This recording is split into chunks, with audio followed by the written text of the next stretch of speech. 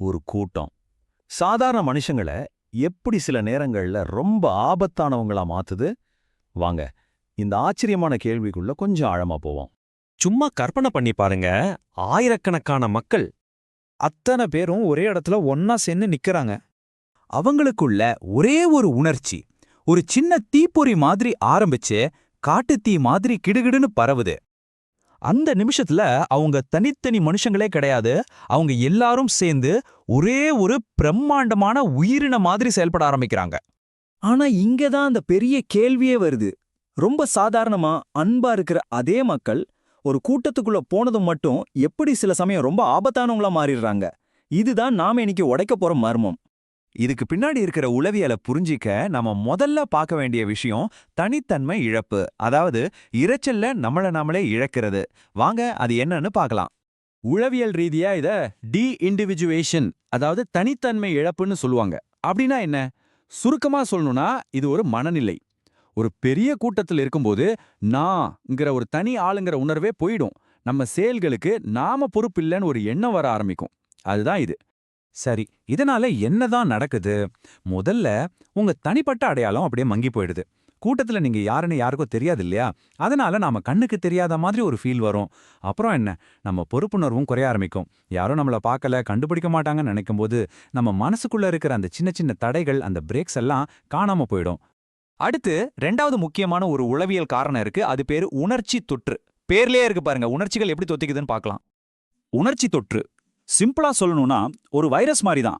எப்படி ஒருத்தர்கிட்ட இருந்த இன்னொருத்தருக்கு சளி காய்ச்சல் வேகமா பரவுதோ அதே மாதிரி தான் கோபம், பயம், சந்தோஷம் மாதிரியான உணர்ச்சிகளும் ஒரு கூட்டத்துல அதிவேகமா பரவும். இது எப்படி நடக்குது தெரியுமா? நம்ம மூளை இயற்கையாவே அடுத்தவங்களோட உணர்ச்சிகளை அப்படியே கண்ணாடி மாதிரி பிரதிபலிக்கிற மாதிரி தான் அமைஞ்சிருக்கு. ஒரு கூட்டத்துல ஒருத்தர் பயந்தா போதும், அடுத்த செகண்ட் அந்த பயம் உங்களுக்கும் தொத்திக்கும். கோபமோ பதற்றமோ எதுவா இருந்தாலும் சரி, நொடி பொழுதில் பல மடங்கா பெருகிடும். திடீர்னு பார்த்தா அது உங்க உணர்ச்சியா மட்டும் இருக்காது, அந்த கூட்டத்தோட மொத்த உணர்ச்சியும் நீங்க ஒரே நேரத்துல உணர்வீங்க. இந்த மாதிரி ஒரு உணர்ச்சி புயல் அடிக்கும்போது நம்மளோட பகுத்தறிவு, லாஜிக் எல்லாம் எங்க போச்சுனே தெரியாது. இப்ப மூணாவதா ஒரு விஷயம் இருக்கு. இதுதான் ஒருவேளை இருக்கிறதுலயே ரொம்ப சக்தி வாய்ந்ததா இருக்கலாம். அது கூட்டத்தோட மறைப்பு. அதாவது நம்ம அடையாளம் யாருக்குமே தெரியாதுங்கிற அந்த தைரியம். யோசிச்சு பாருங்களேன், ஒரு 10,000 பேர் இருக்கிற கூட்டத்துல உங்களை யார் தனியா கவனிக்க போறா? உங்க முகத்தை யாருக்கு தெரிய போகுது? இந்த யாரும் நம்மள பார்க்கலங்கிற எண்ணம் வந்ததும் நம்ம கட்டுப்பாடுகள்லாம் தளர ஆரம்பிக்குது. நம்ம செய்யற தப்புக்கு என்ன விளைவு வருங்கிற பயமே போயிடும். நம்ம செயலுக்கும் நமக்குமே சம்பந்தம் இல்லாத மாதிரி ஒரு மனநிலை உருவாகும்.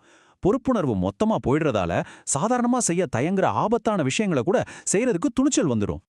சரி, இதுவரைக்கும் கூட்டத்தோட இரண்ட பக்கத்தை பத்தி தான் பேசிட்டு இருந்தோம். ஆனா கதையில ஒரு பெரிய ட்விஸ்ட் இருக்கு.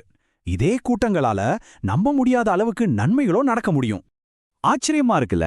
எந்த உளவியல் காரணிகள் குழப்பத்தை உருவாகுதோ அதே காரணிகள்தான் மிகப்பெரிய ஒற்றுமையையும் ஒரு பெரிய சமூக மாற்றத்தையும் கூட உருவாக்க முடியும்.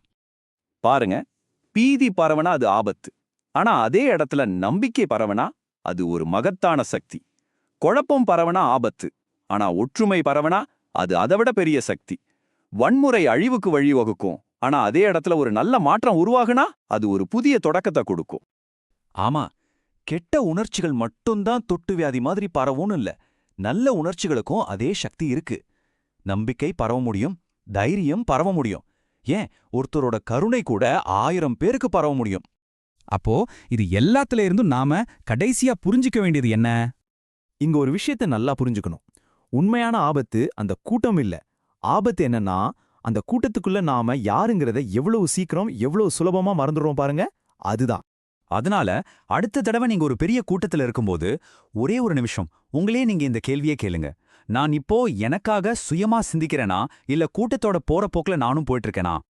ஏன்னா ஒண்ணு மட்டும் ஞாபகம் வச்சுக்கோங்க, கூட்டம் ரொம்ப சக்தி வாய்ந்ததுதான். ஆனா உங்களுடைய விழிப்புணர்வு இருக்கே, அது அதைவிட பல மடங்கு வலிமையானது. ஒருவேளை இந்த உரையாடலுக்கு பிறகு நீங்க கூட்டங்களை ஒரு புதுவிதமா பார்க்க ஆரம்பிச்சிருந்தா மறக்காம ஒரு லைக் போடுங்க. இந்த மாதிரி ஒரு பெரிய கூட்டத்துல இருந்தப்போ நீங்களா இல்லாம வேற மாதிரி உணர்ந்திருக்கீங்களா? அப்படி ஒரு அனுபவம் இருந்தா அதை பத்தி கீழே கமெண்ட்ல சொல்லுங்க. இது மாதிரி மனித மனசோட விசித்திரங்களை பத்தி இன்னும் தெரிஞ்சுக்க நம்ம சேனலுக்கு சப்ஸ்கிரைப் பண்ணுங்க. அடுத்த பதிவில் சந்திப்போம். அதுவரை விழிப்புடன் இருங்கள்.